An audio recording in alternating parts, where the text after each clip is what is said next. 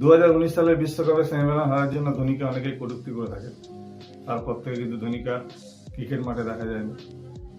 2019 সালের সেমিফাইনাল ভারতের সঙ্গে নিউজিল্যান্ড ভারতের সামনে টার্গেট দিয়েছিল 239 রানের। বিরাট কোহলি, রোহিত শর্মা, KL রাহুল সবাই খুব চিপলি আউট হয়ে গেছিল। একমাত্র ক্রিজে ছিল রবীন্দ্র জাদেজা আর মহেন্দ্র সিং ধোনি। সেই টাইমে অনেকেই মনে করেছিলেন ভারত ম্যাচটা জিতে যেতে পারে, কিন্তু ধোনির অবাক রান আউট সারা বিশ্বকে স্তম্ভিত করে দিয়েছিল। সেই রান আউটের জন্য ধোনিকে প্রচুর ক্রিটিসাইজ করা হয়, কটূক্তি করা হয়। তারপর থেকে ধোনিকে আর মানে কেউ মাঠে দেখেনি। এমনকি ধোনি তার ইন্টারন্যাশনাল রিটায়ারমেন্টটাও কিন্তু সোশ্যাল মিডিয়ার মাধ্যমে করেছিল। সেটা ছিল 2020 সালের 15ই আগস্ট। সবার অলক্ষ্যে ক্রিকেট থেকে সরে গেছিলেন। এইভাবেই একটা গ্রেট ক্যাপ্টেনের ওয়ানডে ক্রিকেটের সমাপ্তি হয়েছিল।